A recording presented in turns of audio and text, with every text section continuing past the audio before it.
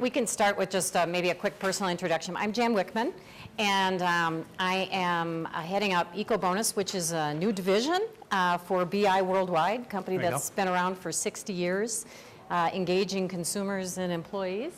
I don't use a lot of paper towels. I use an occasional paper towel, like if I'm cutting up chicken or something. So I just want you to know where this came from, is we were all, many of us, and maybe some of you were there, were in New York for a LOHAS Earth Day event, and we had what we called the LOHAS Confessional, where everyone got to, fess up, what's the one thing that I maybe do that I shouldn't do once in a while.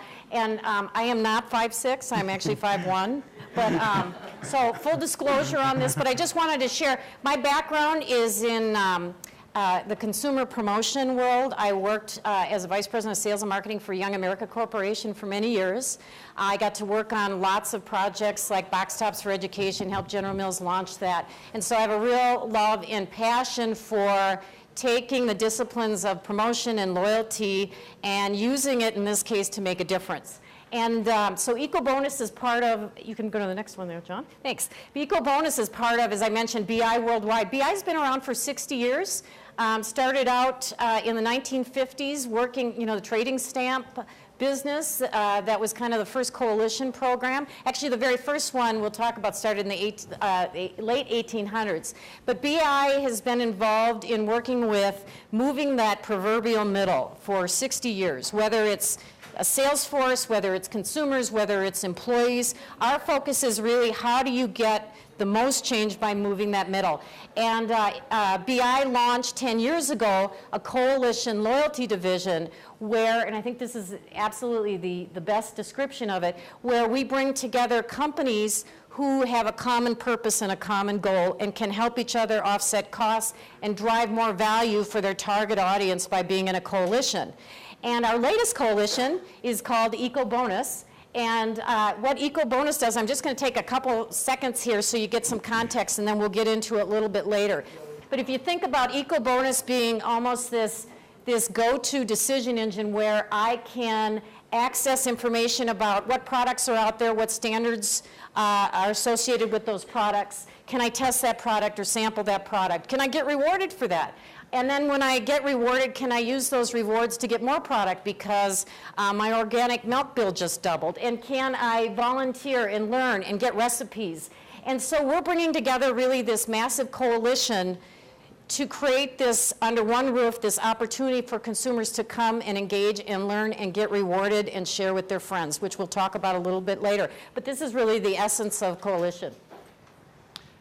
I'm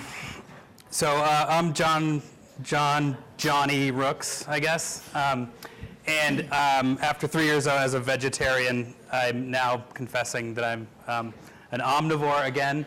I'm not 6'2".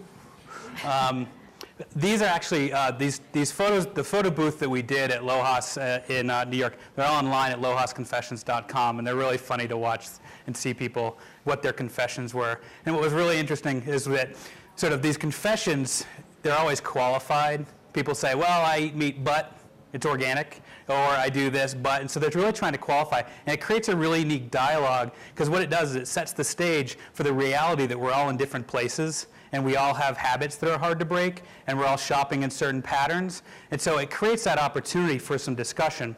So the SOAP group, SOAP stands for Sustainable Organization Advocacy Partners. We're a brand activation firm, and our mission is to activate sustainability and social justice through projects that create positive cultural dialogue. It's the dialogue piece that we're really, really interested in when we develop promotions. And while we may look like an odd couple up here, there's a lot of overlapping interest and mission to what BI and EcoBonus is doing and what the SOAP group is doing. Foremost, we're interested in engaging consumers in that dialogue and providing them with millions of different paths to go down to meet sustainability on their terms. So one of the things that the SOAP group does is we do cultural lens studies. And so we take a cultural artifact, let's take zombie movies, for example, and we look at sustainability through the lens of zombie movies, specifically George Romero's trilogy, Dawn of the Dead trilogy, What we're trying to do is we're trying to understand what is happening in culture from a broad perspective, and we'll apply that lens to sustainability. We've also done heroes, and what we're looking at there is who do people look to as heroes, and how do we see that manifesting in the sustainability space.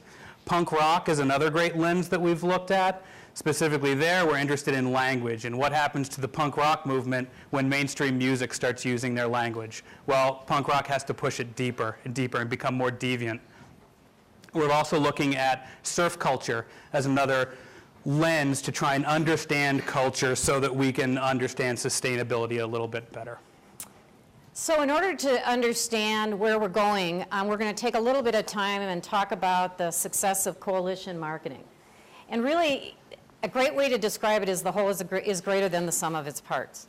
And if you think back, even in the late 1800s, with trading stamps, how many people in the room remember grandmother, mother, somebody, you know, you'd put it on the sponges and then you'd save up? Even back then, choice equaled relevance. So I was asking my mother, I remember my mother and my grandmother, you know, collecting them. And so I asked my mother, her name is Gladys, and I told her I was going to talk about her today. And I said, why did you collect the green stamps? And she said, well, you know, we didn't have a lot of money. And she said, the thing that I loved about it is there were lots of places where I could go to earn, and then lots of ways to redeem. And she said, that's what made it so great. She said, if I could only earn by going to one grocery store, it really wouldn't have given me, I wouldn't have had the earning power. And that is really, I think, the essence of what green stamps and the early adopters of trading stamps are. But let's look at more recent coalition programs. Look at air miles. I mean, you know, 10 million active accounts. 66% of the Canadian households are active in air miles. And why is that? What's that common denominator? Again, they have hundreds of partners, so there's a value proposition because there's a lot of choice. Another great example, and hats off to General Mills, is box tops for education. Everyone know about box tops for education?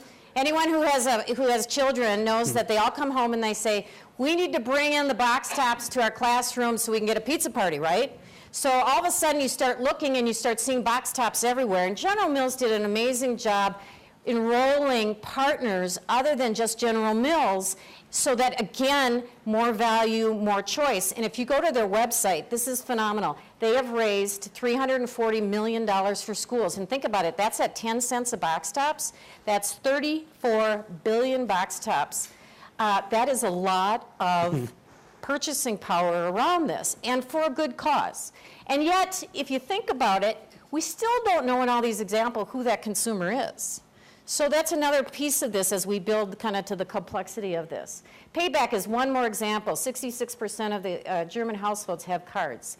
Third most common card in Germany.